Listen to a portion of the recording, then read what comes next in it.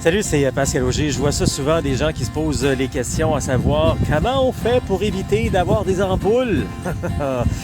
Il y a tellement des trucs de base finalement pour ça, il faut le savoir. Donc il faut avoir quand même une bonne préparation pour éviter d'avoir des ampoules quand on fait de la rando communautaire, que là on marche au Québec, Compostelle ou ailleurs à travers le monde. Tu sais, quand tu marches pendant des heures et des heures et des heures, là, à chaque jour, pendant plusieurs jours.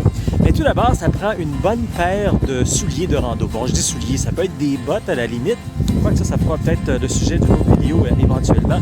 Bottes ou rando, mais surtout, il faut avoir quelque chose de bien, de confortable pour nous. Pas des gougounes, des tongs, vous appelez là, en Europe, là. Pas non plus des espadrilles, non, des souliers de rando, c'est fait pour ça. Donc, souliers aux bottes de rando, c'est important. Puis, il faut les avoir un peu plus grands également que normalement pour donner de l'espace pour notre pied qui va marcher pendant des heures et des heures. Autre truc également très important, il faut avoir de bons bas. Pas des bas de coton, là, puis pas des bas de nylon non plus.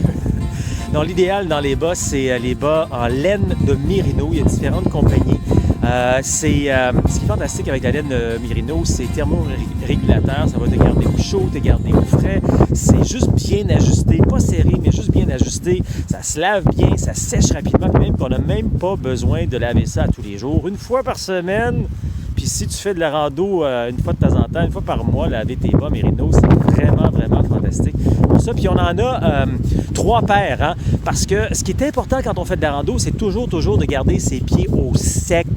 Donc dès qu'on va transpirer un peu, dès qu'il y aura de la pluie ou de la neige, c'est notre cas, au Québec, quand on marche régulièrement en rando communautaire pendant l'hiver, on va changer nos bas dès qu'on sent qu'on a que c'est humide, que c'est trempe. Alors ça, c'est très, très important.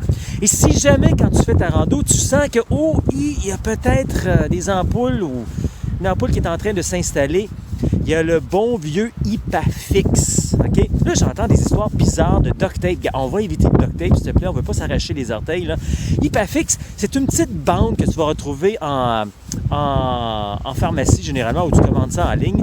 Et tu vas envelopper ton orteil. Donc, ça va éviter ton orteil, ton talon en dessous de ton pied. Ça va éviter un frottement. Okay? Comme ça, tu auras la chance, donc, de ne pas avoir d'ampoule. Alors, voilà quelques trucs pour éviter d'avoir des ampoules en rando et surtout de réaliser ton rêve. Alors, si ça te tente d'en savoir davantage là-dessus, je t'invite à devenir membre de Québec-Compostelle. C'est la possibilité finalement d'avoir près de 4 heures de formation en ligne. Et en plus, tu auras la possibilité de venir faire des randos gratuitement.